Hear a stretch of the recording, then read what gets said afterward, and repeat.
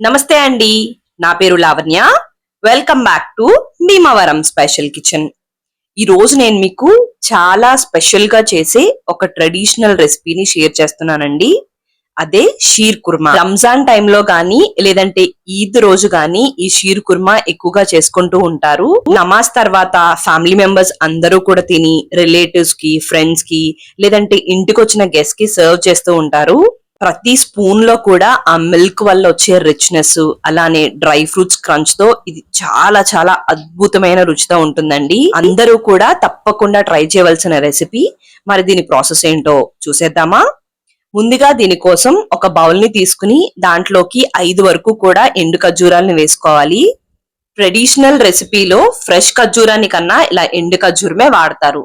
10 నుంచి 12 వరకు కూడా బాదం, 12 నుంచి 15 వరకు కూడా జీడిపప్పులు, 10 నుంచి 12 వరకు కూడా పిస్తా పప్పుల్ని ఈ బౌల్లోకి వేసేసుకుని వేడివేడి నీళ్ళని పోసుకుని కనీసం ఒక అరగంట పాటు అయినా సరే నానబెట్టుకోండి. ఇవన్నీ బాగా నానిన తర్వాత వీటిని చూపిస్తున్న విధంగా చిన్న ముక్కలుగా కట్ చేసుకోవాలి.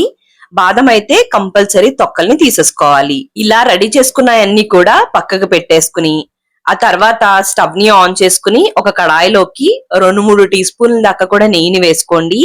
ఈ నెయ్యి కరిగిన వెంటనే దీంట్లోకి మనం ముందుగా కట్ చేసి పెట్టుకున్న ఎండు ఖర్జూరం ముక్కలు, అలానే బాదం, పిస్తా, జీడిపప్పులన్నిటినీ కూడా వేసుకుని వీటిని బాగా వేయించుకోండి.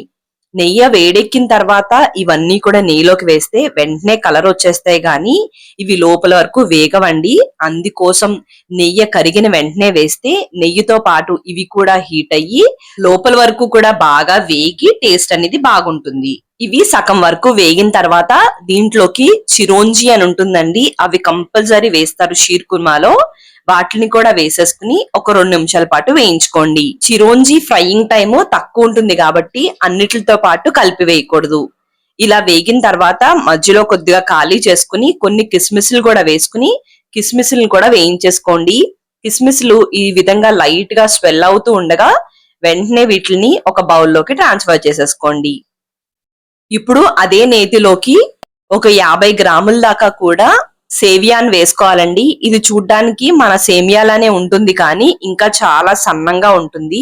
కొద్దిగా ముక్కలుగా చేసుకుని వేసుకుని దీన్ని కూడా నేతిలో సిమ్ లో మాత్రమే అటు ఇటు తిప్పుకుంటూ మంచి గోల్డెన్ కలర్ వచ్చేంత వరకు కూడా వేయించేసుకోండి. ఈ విధంగా ఇది వేగిపోయిన తర్వాత దీన్ని కూడా పక్కకు తీసేసుకుని ఇప్పుడు అదే కడాయిలోకి 1 లీటర్ వరకు కూడా ఫుల్ క్రీమ్ మిల్క్ వేసుకుంటే దీనికి రుచి చాలా బాగుంటుంది. ఈ పాలని బాగా మరిగించుకోండి. 2-3 పొంగులు వచ్చిన తర్వాత దీంట్లోకి మనం ముందుగా వేయించి పెట్టుకున్న సేమియాన్ని వేసేసుకుని ఒక 3-4 నిమిషాల పాటు దీన్ని కుక్ చేస్తే ఇది పర్ఫెక్ట్ గా కుక్ అయిపోతుంది. ఒకవేళ మీకు ఈ సేమియాని దొరకకపోతే నార్మల్ గా మనకు దొరికే సేమియాతో అయినా కూడా చేసుకోండి. బట్ ఇదే ప్రాసెస్ ఫాలో అవ్వండి. ముందుగా చెప్పినట్టు ఇది ఉడకడానికి ఎక్కువ టైం ఏం పట్టదండి. ఒక 3 నిమిషాల్లోనే మనం ఈ విధంగా గరిటెతో తీసుకుని దీన్ని నొక్కితే గనక మెత్తగా అయిపోతే గనక ఇది పర్ఫెక్ట్ గా కుక్ అయిపోయినట్టు. ఇప్పుడు వెంటనే దీంట్లోకి మీ దగ్గర కుంకుమ పువ్వు ఉంటే అది కొంచెం వేసుకుని అలానే ముందుగా వేయించి పెట్టుకున్న డ్రై ఫ్రూట్స్, అలానే ఒక అరకప్పు దాకా కూడా కండెన్స్డ్ మిల్క్ ని వేసుకోండి. ఈ రెసిపీకి ఆ రిచ్నెస్ గానీ లేదంటే ఆ టేస్ట్ గానీ కండెన్స్డ్ మిల్క్ వల్ల చాలా పెరుగుతుంది అండి. సో పంచదార బదులు కండెన్స్డ్ మిల్క్ వాడితేనే ఆ టేస్ట్ అనేది వస్తుంది.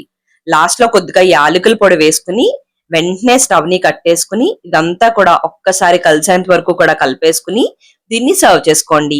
దీన్ని 2 రకాలుగా తినొచ్చండి. వేడివేడిగా తిన్నా కూడా బాగుంటుంది. అలానే పూర్తిగా చల్లారిపోయిన తర్వాత ఫ్రిడ్జ్ లో పెట్టుకుని చల్లగా తింటే కూడా బాగుంటుంది.